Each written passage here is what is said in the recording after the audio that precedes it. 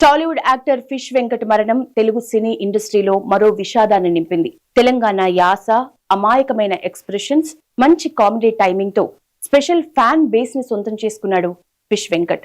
ఎక్కువగా villain gang లోని అనుచరుడిగా లేదా సపోర్టింగ్ క్యారెక్టర్ లో కనిపిస్తూ నవ్వించాడు. వెంకట్ అసలు పేరు మంగిలపల్లి వెంకటేష్. ఆయన 1971 ఆగస్టు 3న ఏపీలోని మచిలీపట్నంలో జన్మించాడు. చిన్నతనంలోనే ఫిష్ వెంకట్ కుటుంబం హైదరాబాద్ కి వచ్చి రామ్నగర్ లో స్థిరపడింది. చేపల వ్యాపారంలో ఉండటంతో ఆయన్ని అందరూ స్నేహితులు, సన్నిహితులు ఫిష్ వెంకట్ అనే పిలుచుకునేవారు.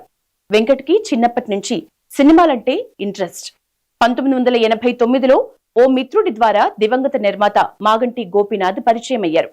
ఆయన 1991లో నిర్మించిన జంతర్ మంతర్ చిత్రంలో వెంకట్ కి తొలిసారి నటించే అవకాశం వచ్చింది. ఫిష్ వెంకట్ సినిమాల్లోకి రాకముందే హీరో శ్రీహరితో పరిచయం ఉంది. శ్రీహరి తన సినిమా షూటింగ్స్ కి అప్పుడప్పుడు వెంకట్ ని కూడా తీసుకెళ్లేవారు.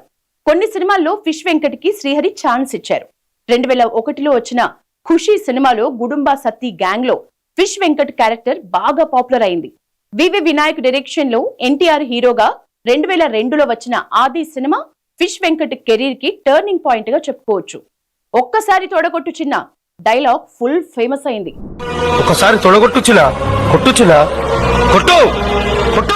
ఆ తర్వాత నుంచి వరుసగా ఫిష్ వెంకట్ కి ఫ్యాక్షన్ సినిమాల్లో ఆఫర్స్ దక్కాయి. చెన్నకేశవరెడ్డి, దిల్, బన్నీ, భగీరథ, అశోక్, సామాన్యుడు, అసాధ్యుడు, యోగి, దుబాయ్ శ్రీను, కృష్ణ, బుజ్జిగాడు, రెడీ, శౌర్యం ఇలా వరుసగా టాప్ హీరోల సినిమాల్లో ఫిష్ వెంకట్ నటించాడు.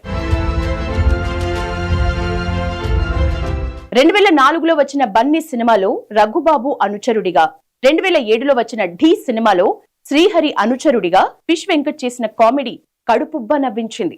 ఎన్టీఆర్ యాక్ట్ చేసిన అదుర్ సినిమాలో ఫిష్ వెంకట్ తన స్టైల్ కామెడీతో అందరినీ ఆకట్టుకున్నారు. 2012లో వచ్చిన గబ్బర్ సింగ్ లో అంత్యాక్షరి ఎపిసోడ్ లో ఫిష్ వెంకట్ యాక్టింగ్ వేరే లెవెల్లో ఉంటుంది.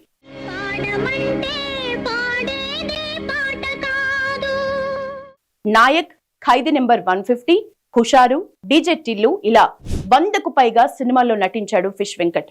20 ఏళ్ల పాటు తెలుగు ఆడియన్స్ ని నవ్వించిన ఫిష్ వెంకట్ 53 ఏళ్ల వయసులో కిడ్నీ సంబంధిత వ్యాధితో శుక్రవారం రాత్రి హైదరాబాద్ లోని ఓ ప్రైవేటు హాస్పిటల్లో కన్నుమూశారు.